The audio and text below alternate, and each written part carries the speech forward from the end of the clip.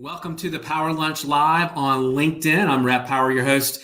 We do this program every Tuesday, Wednesday, and Thursday around 12 noon on LinkedIn LinkedIn's new live platform. The point of the show, as you know, is to talk to today's leaders about their secrets to success. We talk to CEOs, we talk to best-selling authors, we talk to people who are doing really interesting things in the world, and we want to find out what they're doing that can help us all be better. So that's the point of the show. The fun part is that it can be interactive. The only way that happens, though, is if you ask questions. So please do ask questions. Our guests are here to help us, to help, like I said, to make us better so we can learn from them. So ask questions, and we do really encourage that. Now, we're simulcasting this on Twitter, Facebook, and YouTube, all with the help of Social Live and that platform. That really helps us be able to go out to all those different places. Now, my promise to you is to bring you the very best people. So I think I've done that today. I've got Thomas Donohoe. Thomas is the CEO and founder of the Level Agency, which is a top digital marketing firm in the United States. He's a fellow Inc. 500 alumni and member, I guess we could say that. He's an Ernst & Young Entrepreneur of the Year winner, Diamond Award for Outstanding CEOs, and he's author of the book CEO's Digital Marketing, The CEO's Digital Marketing Playbook. Thomas, welcome to the show. It's good to be here. So you're fleeing a hurricane and having to...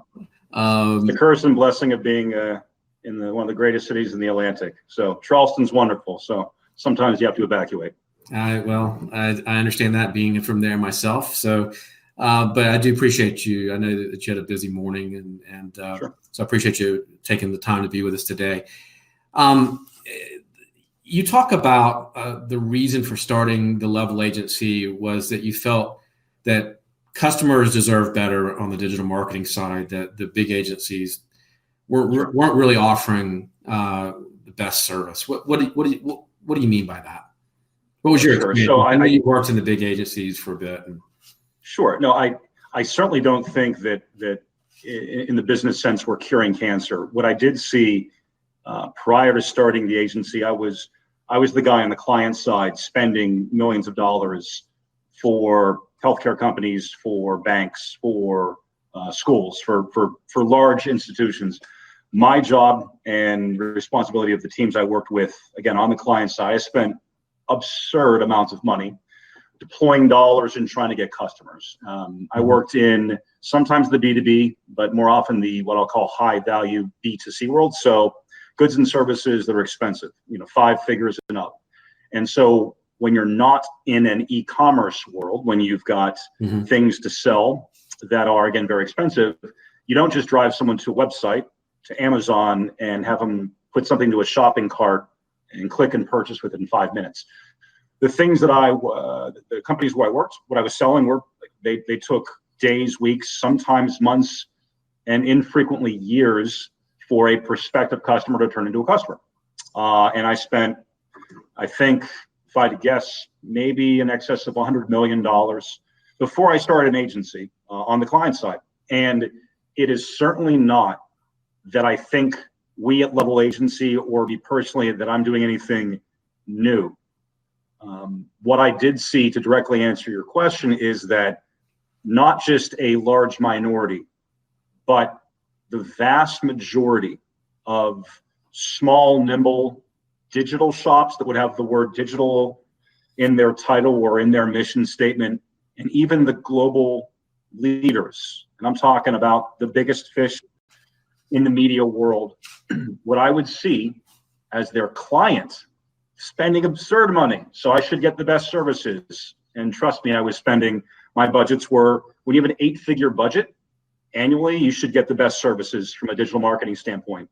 Right. And what I saw year after year after year, and I hate saying through no fault of their own, but the outcomes, either the outcomes weren't phenomenal from an actual ROI standpoint or a marketing ROI standpoint, or most importantly, the tactics, the stuff that I knew was the fundamentals, like the things that you need to do I don't care, any company in the world, the stuff that you should be doing every day of the week, twice on Sunday, often weren't being done. And if they were being done, sometimes they were being done poorly from an attention to detail standpoint. And this is not me as the marketing guy on the client side hiring, the scrappy little local shop just trying to do good work. This is me hiring a global search engine marketing company or a global social agency. And the frustration that even as a big fish from a client standpoint, again, I had a lot of money often to spend, that even with all of the money in the world, you'd still get, from a sophisticated digital advertising standpoint, and this is 2007, 2009, 2010, 10 years after Google launched Google, I'm still seeing, for really expensive companies, not very sophisticated approaches. And I can get into why I think that happened, but that was the reality. So one of the drivers for starting Level Agency wasn't to break new ground with inventing new kinds of digital advertising. It was just to make sure that when we did when I took someone's money, I knew at minimum, the best practices in 2010, 15, 2019, and 2020 and beyond, that we're at least doing everything we have to do. And ideally, we're going above and beyond, and we're doing more sophisticated things. But at minimum, that, again, this month, right, there, across every search engine and social network, and in web design, in creative, there are best practices. And so the primary thing was just make sure those things are done. I know as a CEO, and I know myself, and I know as a consultant, because I'm now a business advisor and have my own business advising firm and work with a lot of clients and see a ton of different issues that the clients are having. One of the things that really sticks out to me, and one of the reasons I want to have you on the program, is I think there's a fundamental misunderstanding or not understanding what is direct response marketing, what is digital marketing. I mean, and that you have to have a strategy for this, right? Yeah. It's not. It doesn't really just fall under the marketing department. I mean, you've got to have. Yeah. It's not the same. Yeah. I think there are two worlds. Not I think. The textbooks say there are two worlds of marketing, and I agree. There is direct response marketing and there is brand marketing. I'm not saying that brand marketing isn't important. I'm not saying that. Right.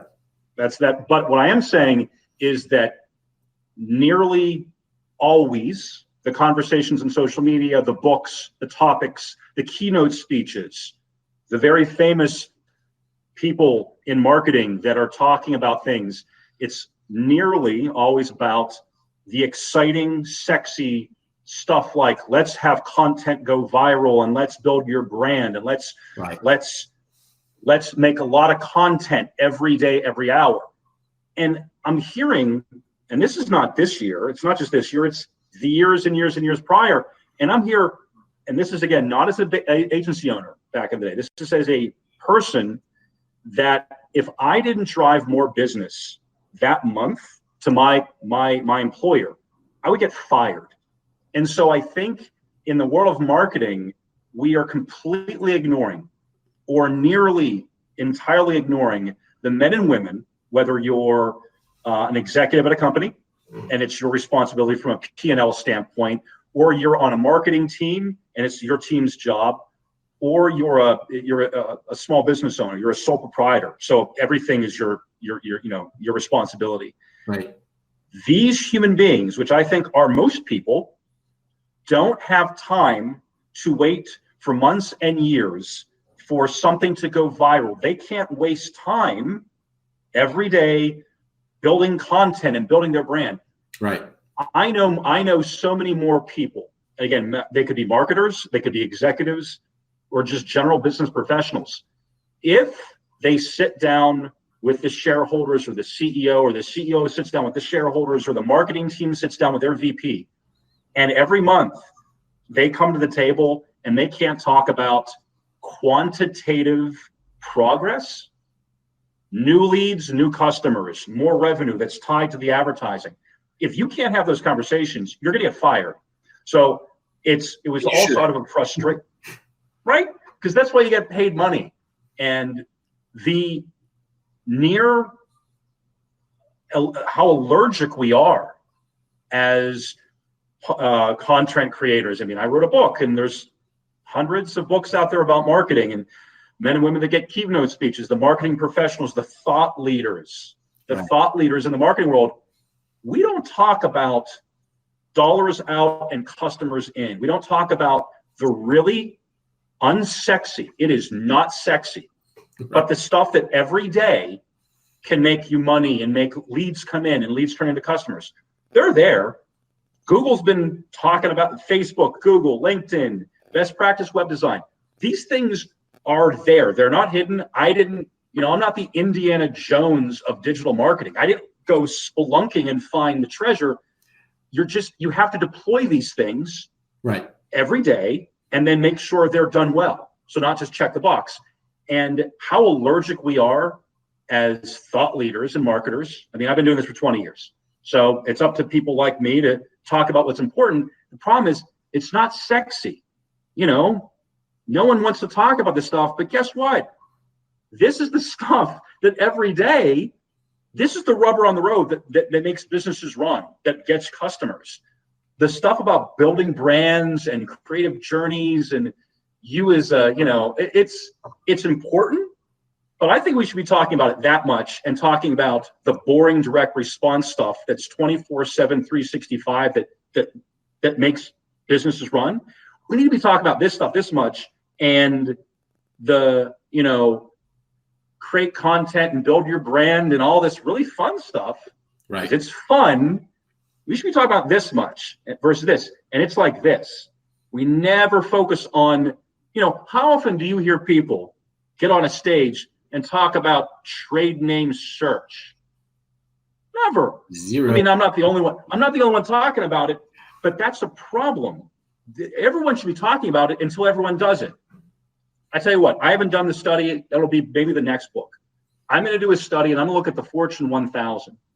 And I'm going to definitively, quantitatively show that the Fortune 1000 companies, I'd bet my car that 90% aren't running what we as digital marketers call trade name or brand search, which is like not wearing pants to work. It's like if you're an accountant, if you don't pay your taxes. It's like if you're a lawyer working for a company, if you don't have them sign NDAs for stuff. It's that basic. And I would bet you, and maybe not 90%, I'd bet a large majority of the Fortune 1000 companies aren't running trade name search, let alone the other 500,000 businesses that are making more than $1 million a year in revenue. Most aren't doing it. That's insane. You said something.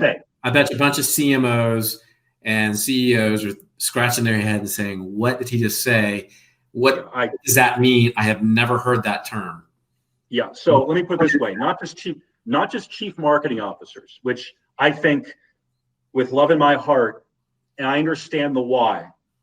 The reason why most men and women that are executives in marketing or executives in business don't know, and I think if you do know the difference, you're going to hear what I'm going to say, and you're going to be like, man, you are out of your mind. And I'm telling you, you're wrong. I would bet 80% of the executives that I talk to who are marketing executives couldn't tell me the difference between SEM and SEO, which is insane. That's like me asking my parents if they know who the Beatles are, and them saying like, nope, I've never heard of them. It's that bad. Number one. Number two, there's a movie about it, I think, but yeah, well, that's in my next life. So, and I'm not trying to be just prejudicial and incendiary. I'm saying this is so important that leaders, not just CMOs and VPs of marketing, CEOs, and this is why I wrote the book, the men and women that run companies, whether you're a CFO or your operations or you're in marketing or you're at the top of the food chain, if you don't know the 25,000 level view of marketing, and you just know buzzwords, I guarantee you, not you personally, but under your watch, there is so much money being set on on fire because the real boring stuff that people go to conferences and don't hear, or they read books not about branding and not reading books about the boring stuff. But I guarantee your house is on fire. And because no one went to school for this stuff, it's the year that, it's the year that we live in, and there are still less than a dozen schools, in my opinion, a dozen that today offers a bachelor's degree in digital advertising that I think is legit. We're 20 years after Google became Google. We're 20 years. Kids that were born when Google launched are in college now, and there people aren't birthed or they're not educated around digital advertising. So it's no surprise why men and women who are running companies in their 30s, 40s, and 50s and 60s, that's not their pedigree. But what I'm saying is, if you don't know the difference between SEM and SEO, if you don't know not just the value, but if you're not running trade name search for your company, I question every marketing decision you're making, not because I'm smarter, just because that is, from a data standpoint, it's as certain as the sun will rise tomorrow. That's the lowest hanging fruit from a net new customer acquisition standpoint, period. And so if you're not running that, and if you don't know the value proposition, that I guarantee you're not doing, again, this is high value B2C. It can also be used in e-com and definitely in B2B. I'm guaranteeing you're not doing lead nurturing correctly, that you're just relying on your sales teams, which is wrong. Right. Sales teams are awesome, but marketing should support them. Digital marketing should support them. I would bet that your web environment, your landing pages, if you even have them, probably don't adhere to best practice standards, and you're hemorrhaging 10, 15, 30% on an ROI standpoint. These are all the boring things. These aren't sexy, but typically, because the men and women who run companies, because digital marketing is new. It's a mystery. It's newer, and so what happens is those men and women rely upon agencies to govern themselves, and that's the problem, because you've hired an agency to be experts. Hey, agency, are you doing this thing that I don't really understand that well, that granularly? I can ask the first question, are you doing this? And they're like, absolutely. And guess what? Even if they are doing it, which sometimes they're not, but even if they are doing it, they're typically, what we found, they're doing an okay job. And in 2019 and 2020, with things like paid search advertising and paid social on Facebook and LinkedIn and Instagram, if you're not like a first degree black belt, you're bleeding money. So again, there's a bunch of reasons why, but that's the reality. I mean, and it's like, I know the cliche, but at some point, like, I didn't rain on everybody's parade. I've just, I'm trying to talk about how to find the best umbrella. Right. Well, what is right? So let's get into this a little bit then. How do you know? I'll tell you what. Let's back up. What are the core four you talk about in the book? Okay. So this is if you work for a company, if you run a company, if you are the C-level, or you're in charge of P&L, if you're an executive, if you're a marketing employee, or if you're a sole proprietor, like for those four people. So basically anyone except for the interns. Mm-hmm. And if the company you work for or own wants new customers, and actually, I know it sounds crazy, there are a few companies that don't. There are some organizations that they don't worry about customer generation. My example, the conversations I just had today, I talked to a gentleman that is a partner of a private equity fund or firm. They don't really need more customers. I mean, there's a few I don't even say verticals. There's only a few companies on earth that when asked, do you need more customers? The answer is no. So let's say 99.9 with a bar over it. So if you're listening to this, I guarantee your company wants more customers. Yeah. Cool. So if the company wants more customers, again, I didn't invent any of this stuff. I just am one of the people that doesn't mind talking about the boring stuff that works versus the sexy stuff that is really, really fun to pay attention to. super fun to talk about in meetings, if meetings can be fun, but these are the things that are low-hanging fruit. And so I will, and at some point, let's, when I have much deeper pockets, I will actively bet people to prove that one of these four things don't make good ROI, because they definitively do. So the first is, I'll just go through them at a high level and then we'll get into them. So the first is running trade name, or what's called brand search. So trade name search. And what the is second it? What is? Well, so trade name search is advertising on Google, Bing, and what will formerly be not known as Yahoo, but Google, Bing, and Yahoo. So the search engines. Okay. And you, again, this does the same thing for if you have a location or headquarters or presence outside of America. It's still paid search engine marketing. So it's SEM, which is not SEO. SEO is completely different. And by the way, SEO is important, but it's not the first thing you should do. Right. Okay? People that think that SEO is a lever for more customers are 1,000% wrong. It's just not. It's a valuable tactic. It's good strategy. It's content and a few other good marketing and content and relationship strategies. But at the end of the day, it is not a dollars out and results in. So it's important, but people oversell SEO all the time. So I'm talking about SEM. Right. And if you don't know the difference between SEO and SEM, that's another hour-long conversation. And there's plenty of information online. Just Google SEM versus SEO. Essentially, so talking about it's getting your name at the top of searches. That's okay. What that. So when someone Googles the name of your company, right, and another word or words in the query that highly indicates that they would be a good prospective customer, you want to bid on that phrase. Again, this is what's called trade name search. Right. Again, it's paid search engine marketing, so it's SEM. Now, number one, you have to be doing this, and number two, you have to do it correctly. As an example, I'll use my company as an example, Level Agency.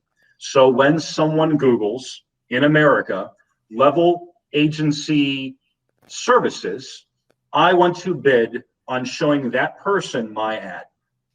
And I'll get into the why you do this, but I'll get into first an example of how you screw it up. So again, it's not just about doing it, it's about doing it correctly. Okay. As an example, when someone Googles Level Agency jobs, well, that's someone likely looking for a job with my company, which is fine, but I don't want to pay money for that person. So as an example of one of the things you have to do when you run trade name search, and again, this is boring stuff, but it's super important. When you do this, and someone Googles the name of your company and jobs, you want to put that word jobs on what's called a negative keyword list. So when someone Googles the name of your company and jobs, you don't show up for that result. So that's an example of how you need to do trade name search, but you have to do it correctly. You can't just phone it in because you're going to set a ton of money on fire. And I can't tell you how many hundreds and hundreds and hundreds of clients and peers and friends and executives I've seen be like, look, man, we ran search engine marketing. My favorite is, we ran Facebook ads and they didn't work, so it doesn't work. And it's like, man, I will bet you my car, and next week I'll bet you my house that if you do it correctly, it'll be a profitable endeavor. Don't blame the fact that the agency you're working with or the internal team, and this is with love in my heart, because it's not easy stuff, which is why I have a company, and people like me have companies that do the kind of work that we do, because it's not that easy. But you have to do it correctly. And if done correctly, the four things that we're going to lay out, and trade name search is the first one, if done correctly, it's profitable. I would be hard pressed to meet any executive at any company or any marketer who's like, we ran it well, and it didn't work. I absolutely disagree that could ever happen in 2019 if done correctly. So again, it's called trade name search. And the reason this is important, so that's the how not to mess it up as one example. The reason why it's so profitable is, number one, it's at the very bottom of the marketing funnel. So like when people are window shopping versus in the buying, it's lower in the funnel. But if you rely on Google when someone Googles the name of your company and a service line or a product that you offer, you're letting Google decide what to show. Number one, your competitors can put their company in front of yours. So your competitors can steal your rightful place, number one. Number two, if you rely on what organic results or SEO to have a result there, you're letting Google choose the ad copy, choose the words that someone sees, and most importantly, Google's going to send them to your homepage or a product page. You don't control that experience, which we'll get into, which is another tactic, which are called landing pages. That's setting money on fire. And number three, it's an acreage play. If you bid, and by the way, it's insanely cheap. And that's, I should have started by saying that. Every one of these things I'm going to talk about, these four things have three things in common. They're insanely cheap. They're pretty easy to build. I mean, you can use an agency, but often you can do them to an extent in-house without hiring people like me. And number three, they have the best return on marketing investment of any tactic. Cheap, easy, and really profitable. I like those three things. So what I'm talking about is dirt cheap. Compared to your entire marketing and sales efforts, all the collateral and events and your employees and the sales and marketing teams, all this stuff I'm talking about, it's crazy cheap. And there are some problems. You can't really, these things often aren't that scalable, but I'm not talking about that. I'm talking about what's the block and tackling that every day, every month, every year is going to be, it's not going to be 80%, it might be 10, maybe 20, might be 5, but it's a consistent pipeline of cheap new customers. I like it. And that's what I'm talking about. What you're saying is it's just the fundamentals. It's just the fundamentals. That's it. The thing I just talked about, trade name search, paid search. It's going to have its 20th birthday this year. This thing is 20 years old. I'm not even talking about some advanced machine learning solution and all the other buzzwords. Right. I'm talking about something that's like 20 years old that people aren't doing consistently. And if they're doing it, they're doing it poorly. Yeah, but in no other industry, like any other thing that companies do, human resources that you need HR, you need legal, you need accounting, you need sales. In no other like tranche of business activity are things so messed up and not done correctly at a fundamental level. And I'll say the same thing.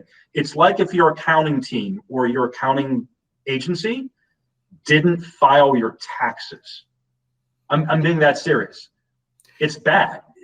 And it's like if your lawyer, so we have a general counsel here. It's if my amazing general counsel at my company was like, you know what? Don't worry about that NDA. You don't need them. It's that simple. It's malpractice on the marketing side. I mean, okay. I mean, but I think most people this goes.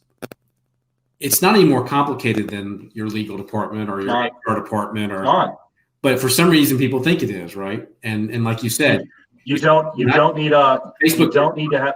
Here's the best news. To do baseline block and tackling marketing, what we call the core 4, you don't need to have a CPA. You don't need to have a law degree. I could. We teach young men and women, 21, 22, 23-year-old men and women who are downstairs right now in my office and in offices around the world in good agencies like mine. We teach these people how to do it in 3 or 4 months to be entry-level, good, again, the young in their career professionals. You can do this in your company, or you can find an agency for not much money to do the block and tackling stuff. It's not rocket surgery. You don't need a JD. You don't need a CPA. You need someone, and I'm telling you, like many years ago, I used to be a calculus tutor. I mean, I like math. I'm telling you, the hardest the math gets is division. Not even kidding. So that's the first of the core 4. Trade name search engine marketing is unquestionably the lowest of hanging fruit. What's number 2? Number 2 is retargeting on social media and in banner ads. So in the world of digital advertising, we don't say banner ads, we say display advertising. It's the same thing, it's a banner ad. So the example I'll give you of retargeting display or retargeting banner ads on social networks and on regular banner ads. The easiest example that I think everybody watching this will have an understanding of, because they've been hit by it, is if you shopped for a car in the past 10 years, maybe longer, because the automotive industry, even though they're really, really behind the curve with some things, the automotive industry has been one of, if not the most advanced in this tactic. And the tactic is this. So let's say I go on cars.com, or I go on my local Ford dealership, and I look at a pre-owned, year, make, model. The days and weeks to follow, I could be checking my Gmail. I could be on a website that has nothing to do with automotive, nothing to do with cars. I could be on a flower website or a spatula website. Right. Because I visit spatula websites often. But you'll see a banner ad. Again, this is if you've been shopping for a car recently. You'll see a banner ad. Typically, it's a rectangular or a square one with 300 by 250, or one kind of in the middle, and it'll oddly have the exact year, make, and model of the thing that you were shopping for, but it'll be for another dealership, or maybe a pre-owned or a used car dealership that's within your zip code. Right. Well, that's really, and actually it's a fairly advanced form of banner ad retargeting that I think everyone listening, unless you're in e-commerce, and unless you're in automotive, unless you've got a lot of inventory, showing someone the exact thing they were looking for actually isn't the easiest thing from a display or banner advertising standpoint. But for every other company out there, it's really, really easy. Let's go back. It's really, really easy. It's really, really profitable, and it's easy to set up.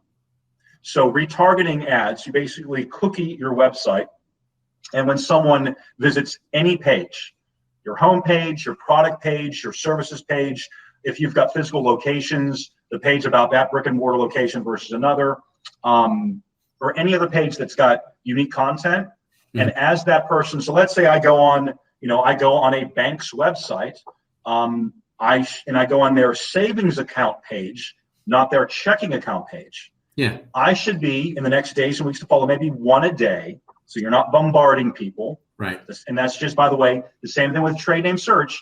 You have to do it, and you have to do it correctly. So it's not just about checking the box. So you show people about one ad a day on Facebook, on LinkedIn, on Instagram. And Facebook's the easiest example. Or in what are called display ad networks or banner ad networks. Google runs one. It's incredibly easy to use. It's, by the way, the same interface as you're running trade name search. If you want to start out with a fairly basic level of retargeting banner ads. Okay. And you show someone an ad based on the page or product or service that they already visited. It's not rocket surgery. Okay. And here's why you do it. It's crazy cheap. It's some of the best ROI in the game. And it's easy to set up. You don't need an agency. And so nothing here that I'm talking about is particle physics. It's boring stuff, but this is what is another, just that tactic alone. Is it 50% of your new customers? No, it's 3%, it's 5%, it's whatever percent, but it's cheap, it's incredibly effective, and you can probably do it without hiring someone like, one of my coworkers. So again, that's another thing that, by the way, that's been acquisition is way cheaper than the others. It's insane. How's that TV, print, radio spot going for you? What was the ROI on that billboard? I didn't ruin traditional media, and I don't even hate traditional media. You know what I hate? I hate traditional media prices and the lack of accountability and the lack of tracking and the lack of optimization. But when billboards get cheap enough, I'll buy them. When TV spots get cheap enough, I'll buy them. We actually manage some local TV through digital channels in my agency. I don't hate the old school. I just hate most of what the old school can't do. And if I hate one thing, I hate that people are still spending money in traditional media and they're not maxing out the profit you can get from the digital channels. Right. And it's not that I like Facebook better than a billboard. I just like the ROI on Facebook, and the fact that people aren't spending 90% of their budgets in digital advertising. We just come across clients, they're spending 20, 30, 50, 70% in traditional advertising. You're setting money on fire. And again, I didn't make it rain. I'm just trying to talk about the best umbrella. What I can love about it is you can track it, right? I can't track the And like billboard. I can't. And even if, and, you know, and you can sometimes, if you have a unique 800 number, sure, you can do it. Every time I've pulled a report, and let's say I've pulled, I'm in my early 40s, I've probably pulled 7,000 reports from 200 different clients in industries and verticals. I've never once seen traditional advertising come within an order of magnitude of the cost per acquisition, which is tied to ROI. So if I can generate a customer for $1,000 in Google or Facebook, it'll cost $10,000 in traditional. Yeah. I'm not, you know, I don't invent the reality. I report on it. That's what the data shows. In every industry, in every company, it's truth. So anyways, the second thing is retargeting banner ads. Number 3. It's not rocket surgery. Number three is what we'll call lead nurturing. So it is for what we'll call high value B2C. So B2C industries that their product or services more than $100 for high value, and definitely B2B, without question B2B. And you can even do this in B2C in e-commerce, but it's more about customer nurturing, not lead nurturing, because you can turn a customer into a customer within 10 minutes by driving them to Amazon or a shopping site, and they'll put something in a shopping cart and they'll buy it. So the thing I'll talk about, you can nurture current customers the same way that a high value B2C company, again, expensive goods and services for consumers, and B2B companies nurture leads and help that lead become a qualified sales lead and help that qualified sales lead become a client. Again, this is not to replace a sales team. There's nothing that's going to go toe to toe from an efficacy standpoint than a good business development professional. But you use, and this is one of the 4 or 5 tactics we'll use internally, and there are others. But as one example, you use Facebook, LinkedIn, and Instagram. You take all of the email addresses. It's called, in Facebook, they call it CAT, Custom Audience Targeting. Facebook CAT. LinkedIn has their own acronym, but it's basically the same thing. It's the same thing.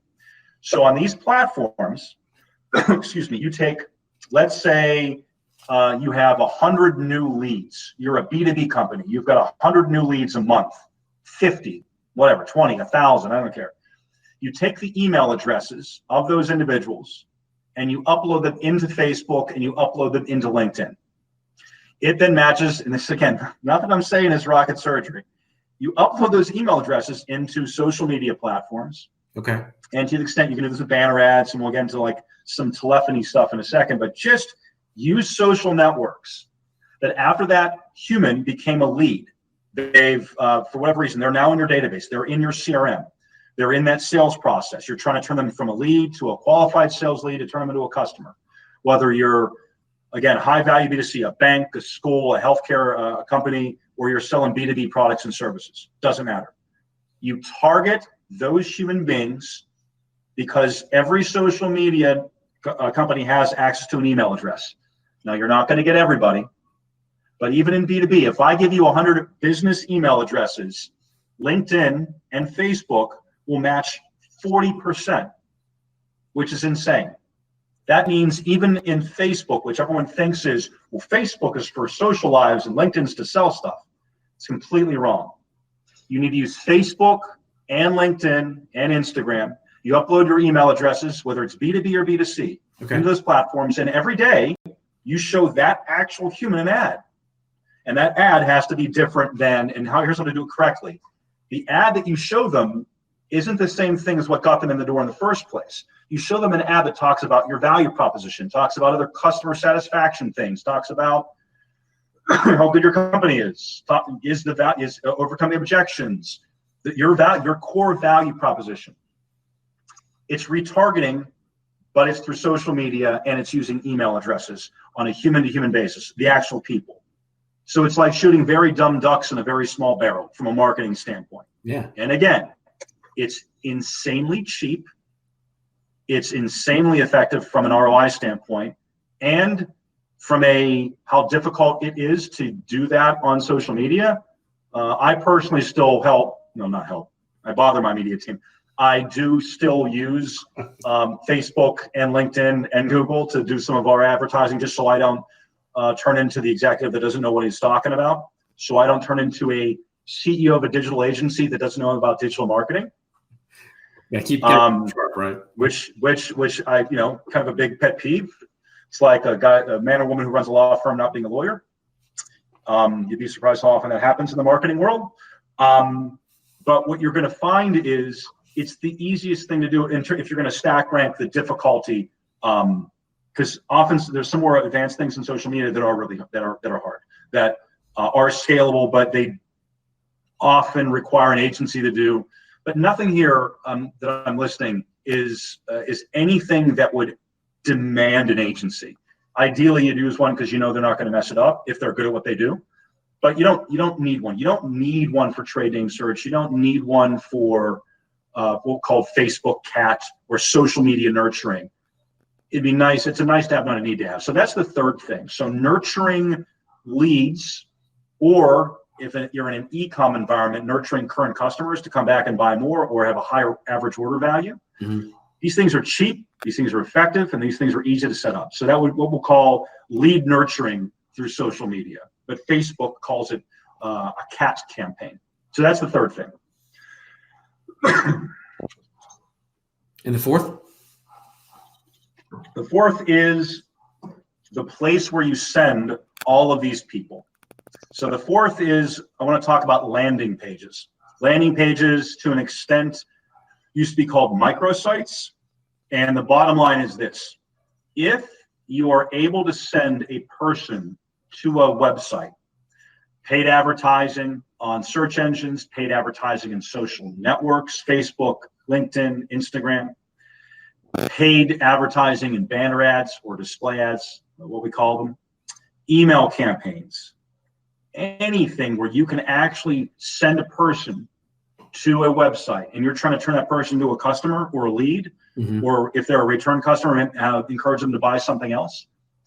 If you are sending that person to your homepage, or if you're sending that person to your main marketing website, but like the product page of that marketing website and your main website, and you're not using landing pages, you're setting money on fire. It's that simple. Landing pages, and well, here's the why. Landing pages have one job. And again, landing pages are if you Google open checking account, or Google cheap car insurance. Any of those companies, I hate doing this without actually going through all of these, but I bet that nearly every paid ad, when you click on it, takes you to what's called a landing page. And a landing page has one job. It's to turn a visitor into a lead or a customer or a conversation. That's its only job. It's to provide enough information that's really relevant to that exact product, and ideally for that exact customer type. So when you advertise, you don't just advertise an exact product or a location or a service. You're advertising to a specific human being. So even though you and I are very similar, like we're both middle-aged white guys in the business world, and I live in Charleston, you came from Charleston, like you and I are very similar, but you would still advertise based on your profession versus my profession, right? A good or service a little differently. I mean, if you're getting pretty advanced with advertising, you'd still advertise, you versus me differently. You'd send us to a landing page, but maybe based on maybe where I live, or maybe a psychographic profile. Our Facebook profiles, our LinkedIn profiles are different. You like different stuff than I do. And maybe not, but you probably do. And so those small things will make our two web experiences, they should be different. And that's the beauty of the 21st century. And that's one of the tent poles of why digital is superior to traditional.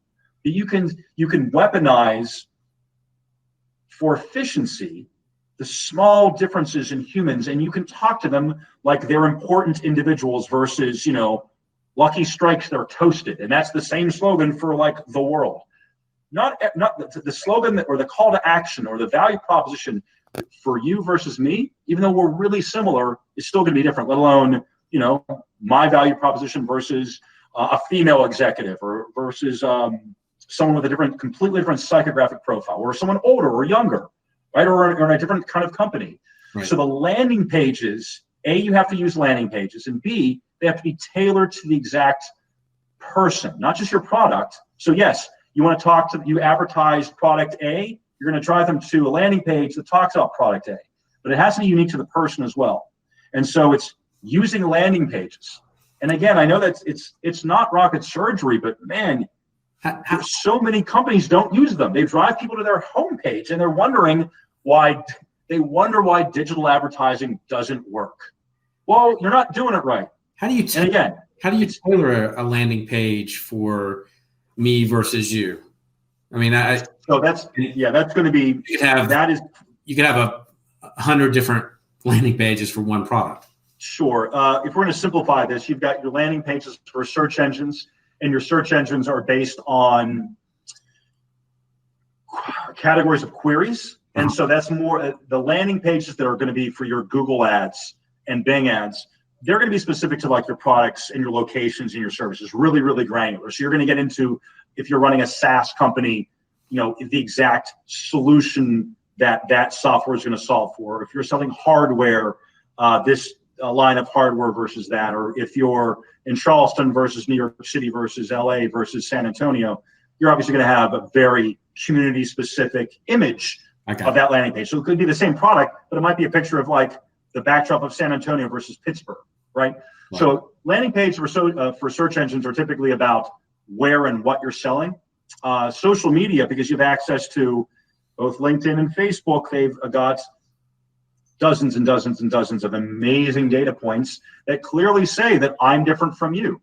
And you should take those to heart. As an example, and I know it sounds like small examples, but in terms of not just marital status, but for some goods and services, your family composition.